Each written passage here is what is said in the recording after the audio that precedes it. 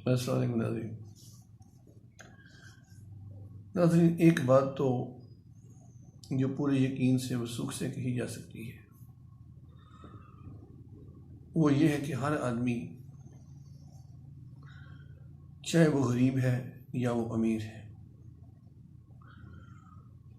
वो इज़्ज़त चाहता है। और इज़्ज़त जो है वो जुड़ी हुई है कुछ चीज़ों के साथ। एक गरीब आदमी भी इज़्ज़त वाला हो सकता है और एक अमीर आदमी भी इज़्ज़त वाला हो सकता है, अगर वो उन चीज़ों का ख्याल रखता है। वो ये है कि इंसान सबसे पहले, एक बात मैं करूँगा, और बातें बहुत सारी हो सकती हैं जो लवाज़मात के तौर पे आ सकती हैं, कि सबसे पहले इंसान सच बोले। सच जो है, आप सल्लल्लाहु अलैहि वसल्लम की हदीस है कि सच निजात देता है और झूठ हलाक करता है। सच एक खुशबू है और झूठ एक बदबू है। झूठा आदमी इज्जत कैसे हासिल कर सकता है जबकि वो एक बदबू है चलती फिरती। Is a smelly person, is a smelly person, बदबूदार शख्स। अब इसको इसलिए मैं कह रहा हूँ इस तरह के, अल्लाह के नबी सल्लल्लाहु अलैहि वसल्लम इरशाद फरमाते हैं कि जब कोई आदमी झूठ बोलता है तो इतनी बदबू वहां फैल जाती है कि रहमत के फरिश्ते वहां से दूर चले जाते हैं। जब तक कि वो बू वहां रहती है वो वापस नहीं आते। तो ये बू उस आदमी के झूठ बोलने से फैली, और झूठ उस आदमी की जुबान से, उसके अंदर से, दिल दिमाग से निकला। तो अब इस आदमी की इज्जत कैसे हो सकती है? इसके तो करीब बैठना भी मुश्किल है। अगर वो बदबू हमें आ जाए तो हम भी नहीं बैठेंगे। लेकिन झूठ बोलने वाले की झूठ से की नागवारी, झूठे आदमी से नागवारी हर फितरत सलीमा रखने वाले इंसान को होती है। झूठा आदमी कभी इज्जत का हकदार नहीं हो सकता, इसलिए अल्लाह उसे इज्जत नहीं देते, उसके लिए इज्जत का फैसला नहीं है।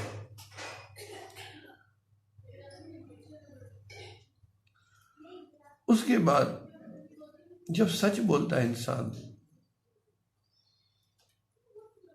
सच बोलता आदमी है, उसको अपनी इज्जत अजीज होती है, वो इज्जत चाहता है। फिर एक वो आदमी जो गलत काम करता है, अपने हक से आगे बढ़ता है, जो चीज उसका हक नहीं है उसकी कोशिश करता है, उस पर हाथ डालता है और वो करने की कोशिश करता है जिसका वो हकदार नहीं है, या वो लेने की कोशिश करता है जिसका वो हकदार नहीं है, तो ऐसे आदमी की इज्जत नहीं हो सकती। मसलन आप देखें कि आप लाइन में लगे हैं और जो आदमी पीछे से आके आगे खड़ा हो जाता है और पीछे लाइन को छोड़ के वो उन लोगों के आगे आगे से घुस के बिल जमा कराने की कोशिश करता है, तो ये जो आदमी है ये एक ऐसा काम कर रहा है जो उसकी मतलब है कि इज्जत खराब करने वाला है।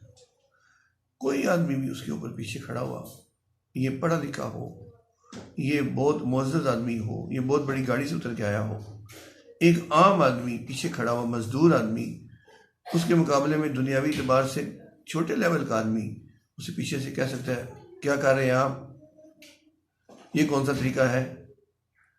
सारी लाइन उसके साथ होगी और भी लोग बोल पड़ेंगे। और इस आदमी का गाड़ी से उतर के आना या पढ़ा लिखा होना या सुटेड बुटेड होना, यहाँ इसको कोई फायदा नहीं देगा। 1 मिनट में इसकी बेइज्जती हो जाएगी। अगर डिटाई करेगा तो और रुसवा होगा, और अगर अक्लमंदी करके फौरन पीछे आ जाएगा, ठीक है जनाब, तो बस इसकी यहाँ पे लोग खामोश हो जाए। तो पता ये चला कि जो आदमी अपने हक से तजावुज करता है, जिसको डिजर्व नहीं करता उसको लेने की कोशिश करता है, ये भी उसको छोटा कर देता है, उसकी इंसल्ट हो जाती है और वो उसकी इज्जत नहीं रहती है। फिर इज्जत है देने में।